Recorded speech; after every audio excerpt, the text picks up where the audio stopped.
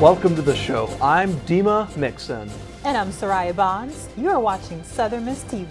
A proposed change to Mississippi's financial aid programs could affect how minority students pay for college.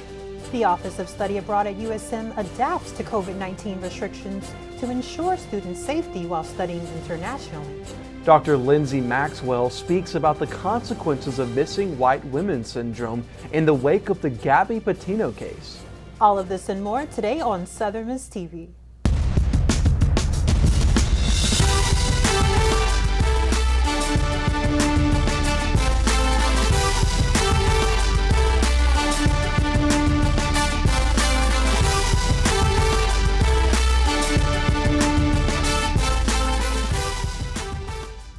The Mississippi One grant promises big changes for prospective college students looking to receive financial aid.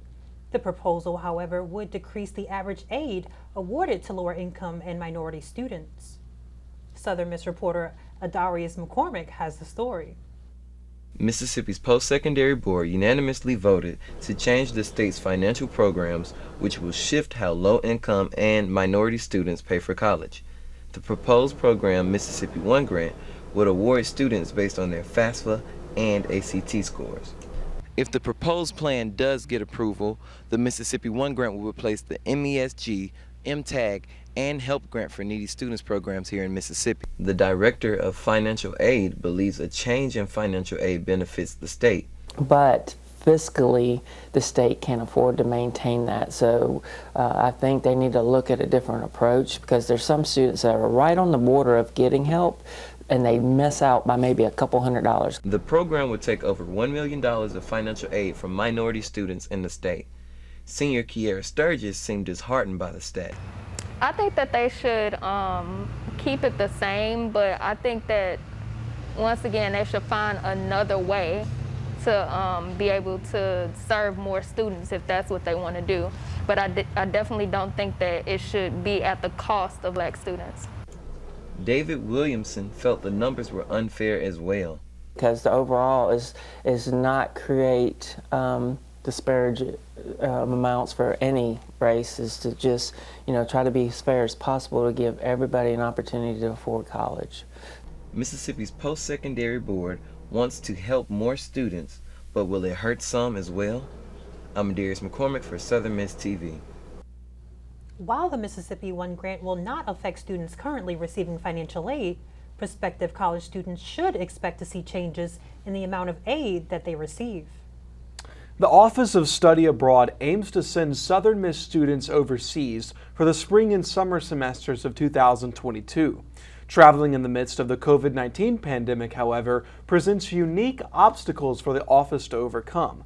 Southern Miss reporter Garrett Grove has the story. The University of Southern Mississippi's Study Abroad program is currently in a season of preparation and anticipation for the spring and summer semesters of 2022. To help combat the pandemic, all students, faculty, and staff traveling overseas now or in the future are required to be vaccinated. According to Abby Phillips, British Studies Program Manager, it was a needed course of action. That is one, for the health and safety of our USM students, faculty, and staff, but also for being good stewards, being good guests in the host country that we are going to, and making sure that the people that we are interacting with are safe as well. So that is kind of how we're moving forward with any of our upcoming programs. USM's Study Abroad program is now on a trajectory of normalcy in the midst of the coronavirus pandemic.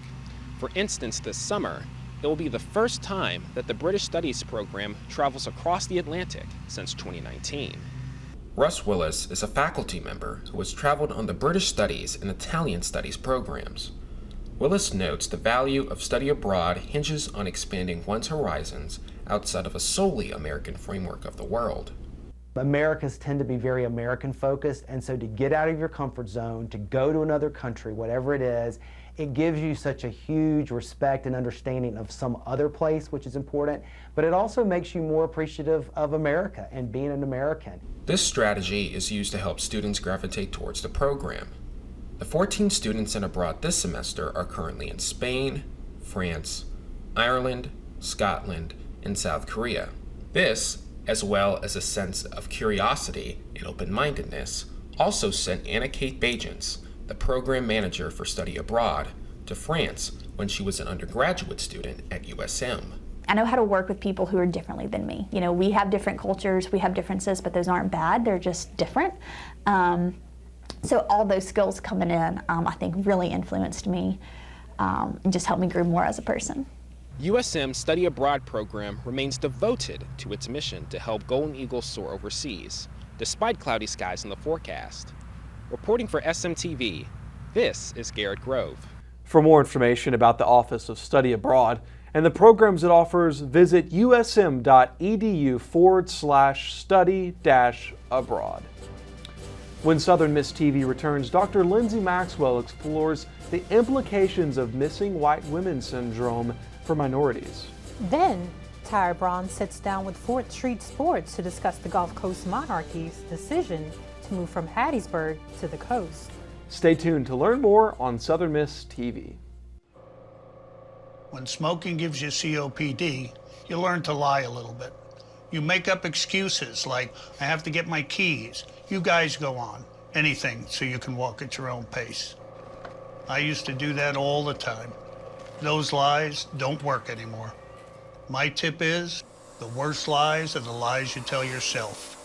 Like smoking isn't that dangerous. You can quit. For free help, visit cdc.gov/tips. At Southern Miss Student Media, our mission is to shape the future of our students. If you're good at what you do, you can work anywhere. If you're the best at what you can do, you can move mountains.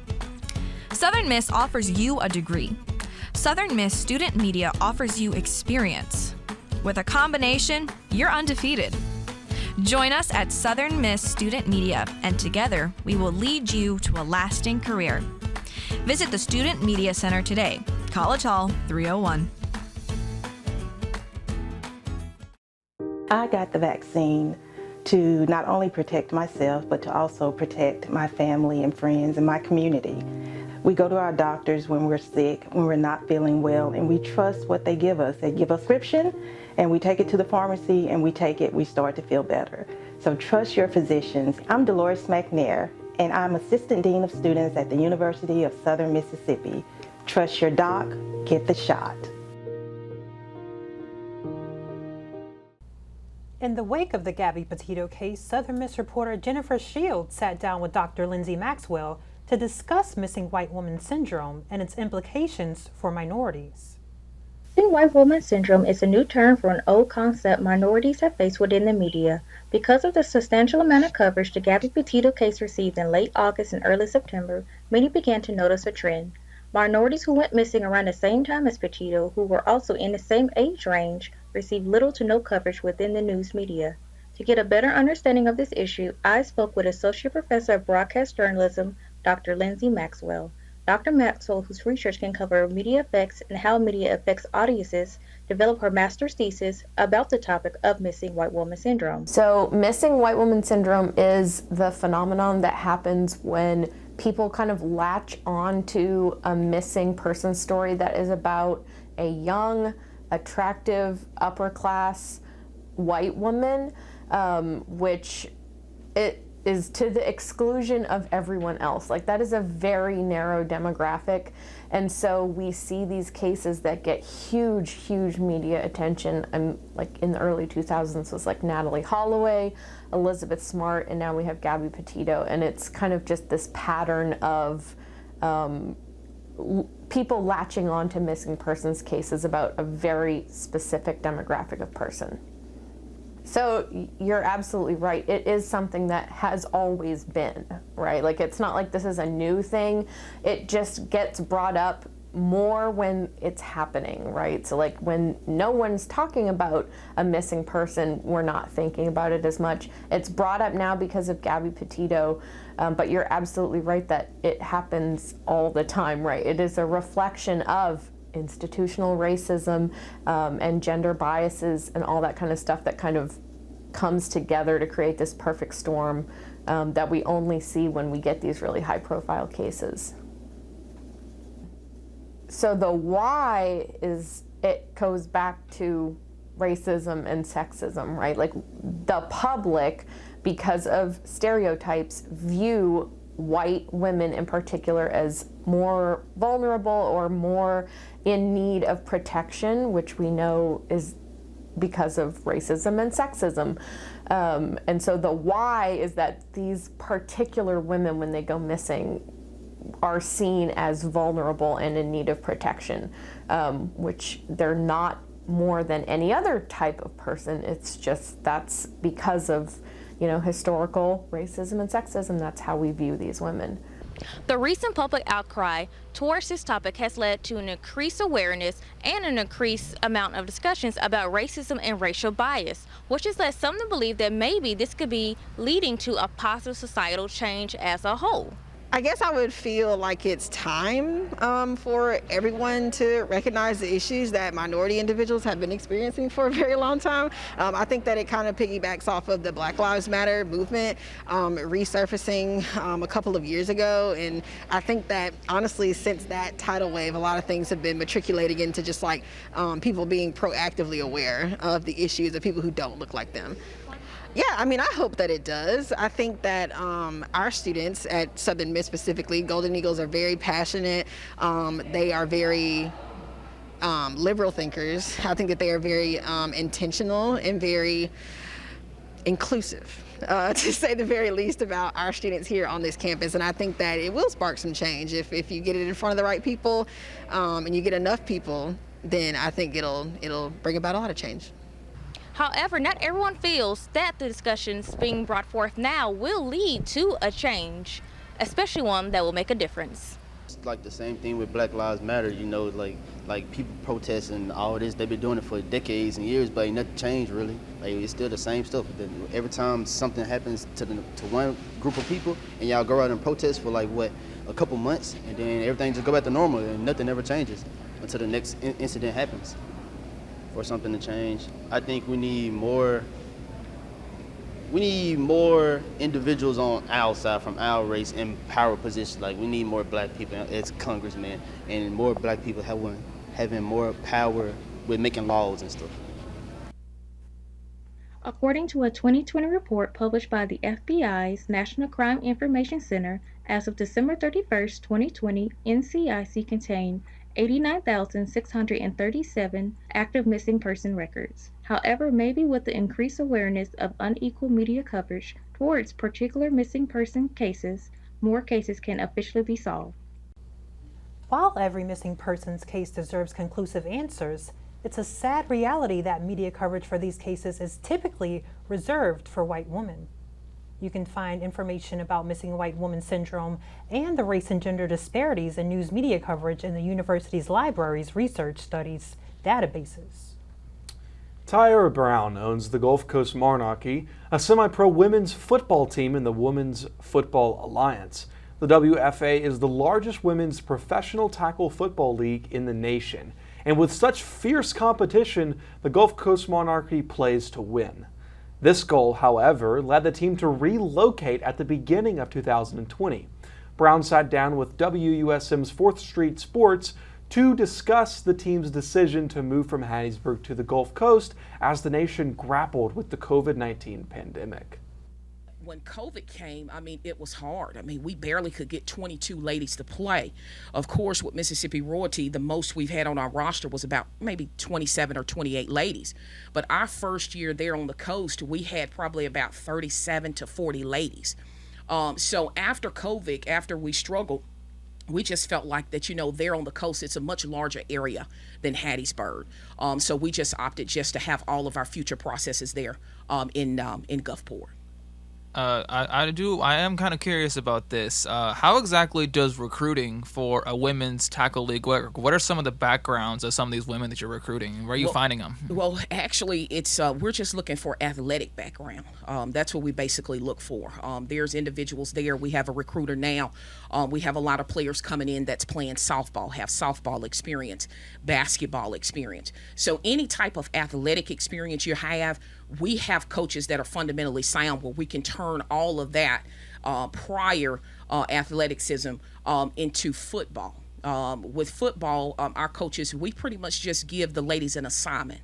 We give you that assignment, basically mean your position and our expectations, and pretty much they follow through.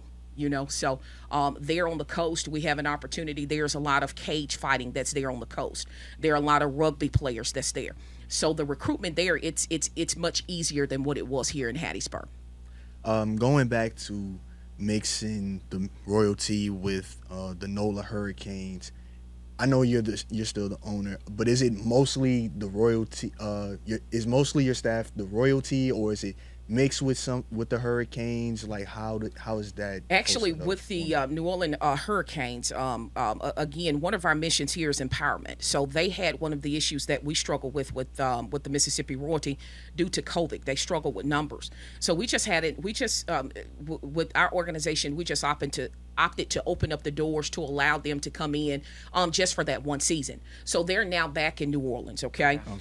So as far as with our coaching staff, we are fortunate enough to have two of the strongest coaches from Mississippi royalty. We were able to keep them, and then we also have a strength and conditioning coach. Shout out to John McDougall. We have him.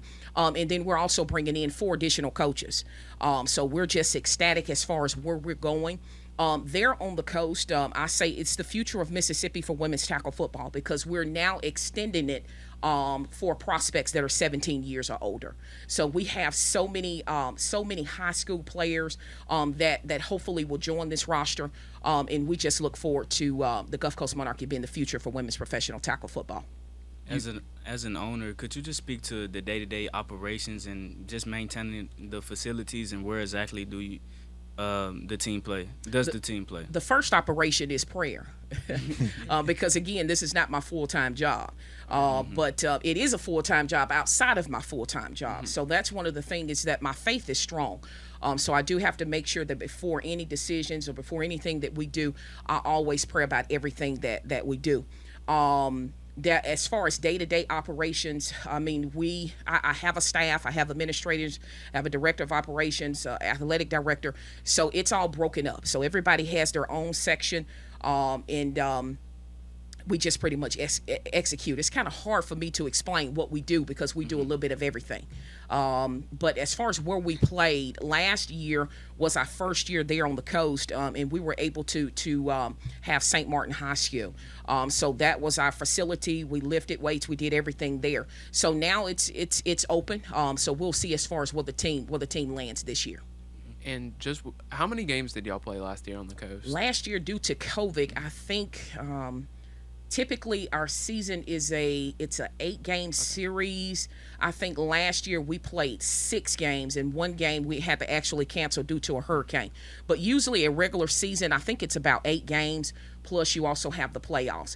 And again, we're talking about the WFA, the world's greatest league for women's tackle football. So they have signed a 5-year deal with the Tom Benson Hall of Fame Stadium.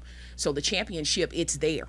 They're in Canton, Ohio. So we're just ecstatic, man. We're just so ecstatic just to be here at USM, just to talk about this program and this amazing alliance that we're part of.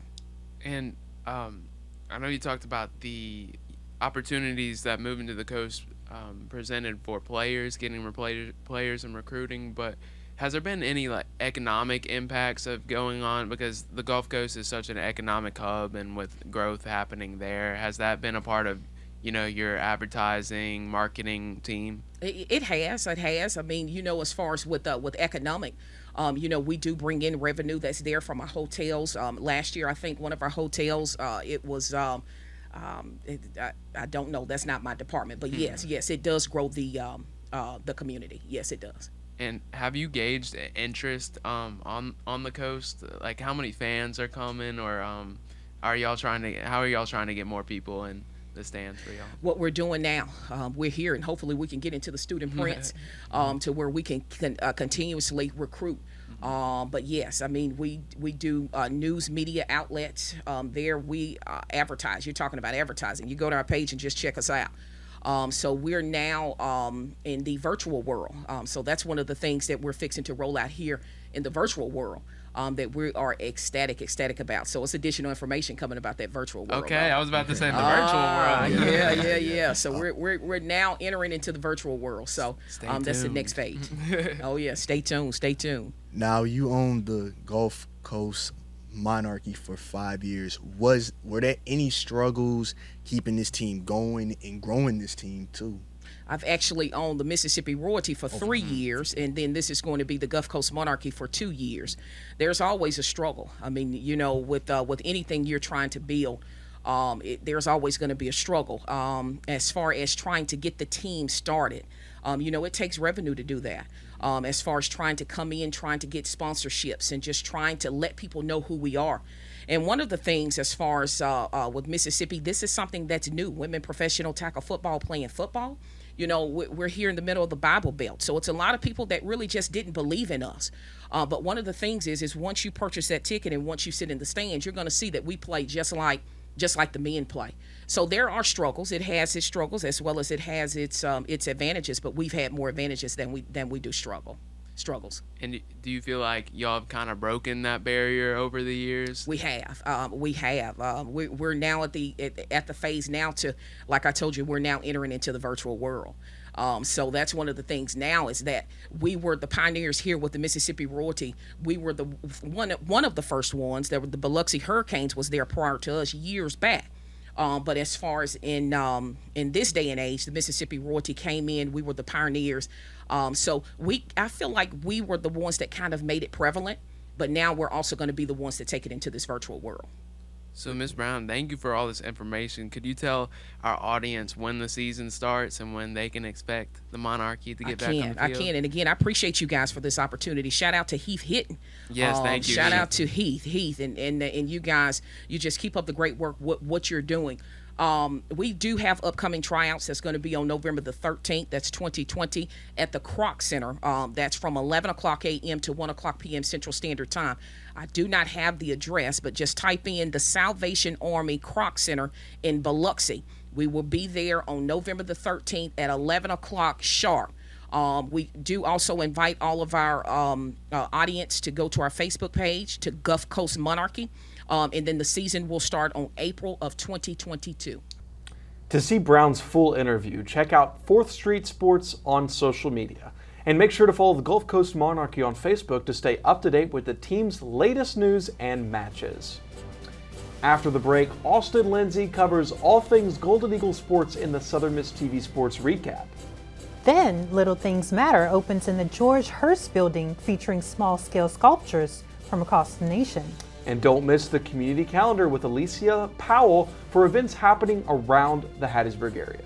All of this and more on Southern Miss TV. When it comes to vaping, the truth can get clouded. So let's make it clear. Vaping is not safe for youth. Because vaping can put microscopic particles into your lungs. And dangerous things like metals into your body. And nicotine, which can harm a person's brain development through their mid-20s. With appealing flavors, high nicotine levels, and lots of promotion on social media, many kids think vaping is harmless, but it's not. So talk to your kids about the risks of vaping. Because when you talk, they hear you.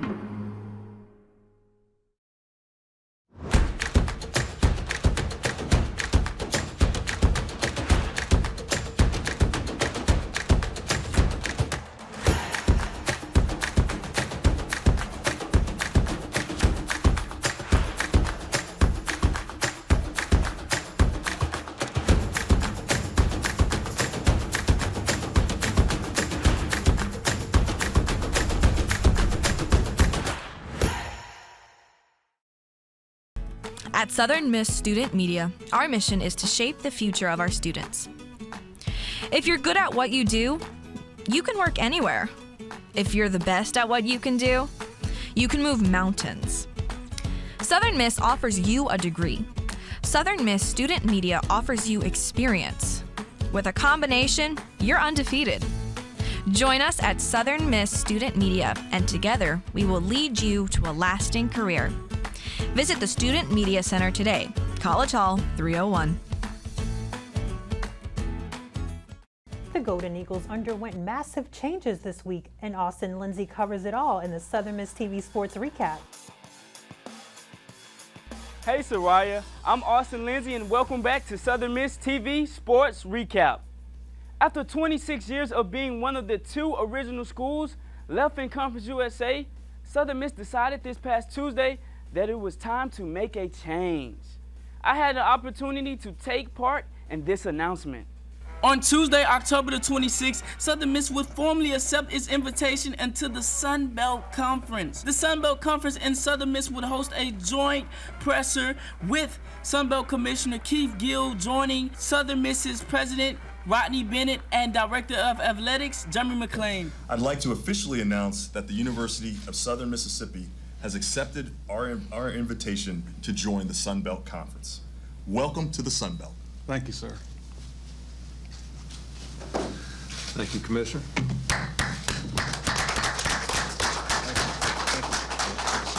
Jeremy, you know, I feel like, you know, the addition of Southern Miss, we couldn't ask for a better partner in a better location with a better fan base and better tradition than a university like Southern Mississippi. And so we're so excited that, you know, that is kind of the first kind of piece of this puzzle as we continue to improve ourselves. You know, we're excited about this opportunity for many reasons. You know, this move allows us to join what I believe is one of the most competitive Group of 5 conferences in the country. We're going to be able to create regional rivalries and reduce travel for our student athletes. We're also going to be able to allow our fans to travel. We have a very passionate fan base, and they're going to have some great opportunities to help fill up stadiums throughout the Sun Belt, and I'm very excited about that for them and for our student athletes.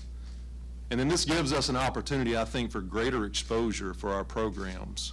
From a media standpoint, from a television standpoint, I think we're going to be able to be on a stage we want to be on, and that is obviously a national stage. Southern Miss's membership with the Sun Belt Conference will go into effect July 1st, 2023. Hear from Southern Miss's Director of Athletics, Jeremy McClain, on how Southern Miss plans to tackle Conference USA's departure fees. Are made up of 2 years of distribution, and so for us, we anticipate that to be about $3 million over the next couple of years. And we have a plan for that. Dr. Bennett and I sat and talked through that early on in the process to make sure that that wasn't going to be a roadblock for us, and I appreciate his support in talking through that with me. And so we feel good about moving forward with that, but that's what it looks like. Fellow sports reporter and colleague Dima Mixon was on hand to grab some fan reactions. What's your overall feeling for going to the Sun Belt? Well, it's great, but I'm glad we did, but we won't get there till 2023. Like I said, I'm 80 years old. That's 2 years off. I hope I can live for another 4 or 5 years to participate in all these activities. Yes, sir. Well, thank you so much. If you have anything else to say? That's it. To the top. To the top. Thank you. If everybody in the community would support the team, it's just a great thing to do, and we enjoy it. And we're excited about Southern Miss joining the Sun Belt Conference, because I think we've got some good traditional rivals in the Sun Belt Conference, and you know, there's been a lot of big games over the years. This has been Austin Lindsay from the Trent Lott Center from Southern Miss's Hattiesburg campus. Southern Miss TV. Southern Miss joins the Sun Belt West Division, sparking regional rivalries with South Alabama, Troy, and Louisiana at Lafayette. Golden Eagles volleyball lost 2 straight matches to the Rice Owls in Houston this weekend. The Golden Eagles lost the first match 3-0 and the second match 3-1. They will play Louisiana Tech Friday, October 29th, and Saturday, October 30th at the Wellness Center. Southern Miss Soccer kept its momentum going with a 2-0 victory at the University of Texas at El Paso. Alicia Campos struck twice for the Golden Eagles and was named CUSA's Offensive Player of the Week. Southern Miss remains #1 in the CUSA West with a 4-1-2 conference record. Back to you, Sariah. Thanks, Austin. The Little Things Matter National Juried Small-Scale Sculpture Exhibition opened October 19th, and with 70 pieces encompassing an impressive array of styles and subject matter, it offers visitors a comprehensive look at modern sculpture. The one-of-a-kind juried exhibition received 526 entries from across the United States, all of which had one thing in common: they were small. After performing an intensive review process, exhibition juror and internationally acclaimed artist George Beasley selected 70 small-scale sculptures from 68 different artists. The pieces originated from cities as close to home as Meridian and as far away as Buffalo, New York. Now they're on display in the Gallery of Art and Design in the George Hurst Building on USM's Hattiesburg campus. Mark Rigsby, museum director and associate professor of art and design, hopes visitors leave with an appreciation for small-scale sculpture works. I think it just, increases anyone's appreciation of sculpture and of fine craft, and so, and hopefully, and there's a rich variety of different types of works here, and so I think there's really something for everybody. The exhibition is free and open to the public. It will run through November 5th, and the gallery is open to visitors from 10 a.m. to 5 p.m. Monday through Friday. Beasley will give a lecture at 5:30 p.m. on Thursday, November 4th, and a closing reception for the exhibition will be held in the gallery on Friday, November 5th at 7 p.m. Now let's see what's going on around Hattiesburg with Alicia Powell. How's the community calendar looking, Alicia? It's looking great, Sariah. Join the School of Kinesiology and Nutrition on Friday, November 5th from 11:50 a.m. to 1 p.m. for the first presentation in the Core Healthy Living Speaker Series. Dr. Holly Hugh and Dr. Jennifer Lamax will discuss community-engaged research at Southern Miss. Registration is required, and you can find more information at calendar.usm.edu. The one and only Afro Man returns to the stage at Brewski's on Wednesday, November 3rd at 10 p.m. Whether you're going to clean your room, go to class, or pay your car note, Afro Man has a perfect excuse to get you in Brewski's on Wednesday. Pre-order tickets cost $25, but they will also be available at the door for $30. For more information, visit ticketweb.com. Edward Street Fellowship Center hosts Empty Bowls Hattiesburg on Saturday, November 6th from 10:30 a.m. to 1 p.m. The award-winning fundraiser will be held in and around Main Street Books and Grateful Soul. For $25, guests select a handcrafted bowl and receive a meal of soup, bread, dessert, and a drink. All proceeds from the event benefit the Edward Street Fellowship Center Food Bank. So come support your local potters, otters, and chefs while raising money for a good cause. Back to you, Sariah. Thanks, Alicia. So I know we talked a little bit about Afro Man shows and the Empty Bowl fundraiser, but talking more about the Sun Belt thing happening, I think it's an incredible opportunity that we got to interview someone who was actually on the Student Prince back in the 70s, and that was that last guy I interviewed. It's pretty incredible that was the person I interviewed. Wow, I sure would like to meet some of those alumni. Yeah, it was insane. So that was pretty cool. That's all for this week. I'm Sariah Bonds. And I'm Dima Mixon. Thank you for joining us on Southern Miss TV.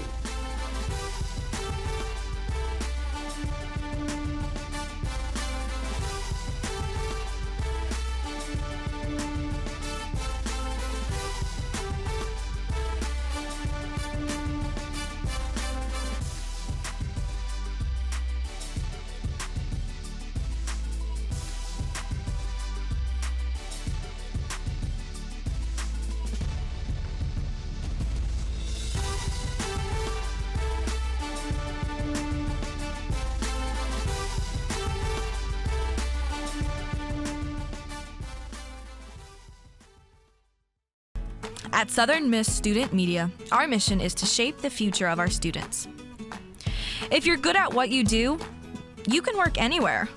If you're the best at what you can do, you can move mountains. Southern Miss offers you a degree. Southern Miss Student Media offers you experience. With a combination, you're undefeated. Join us at Southern Miss Student Media, and together we will lead you to a lasting career. Visit the Student Media Center today, College Hall 301.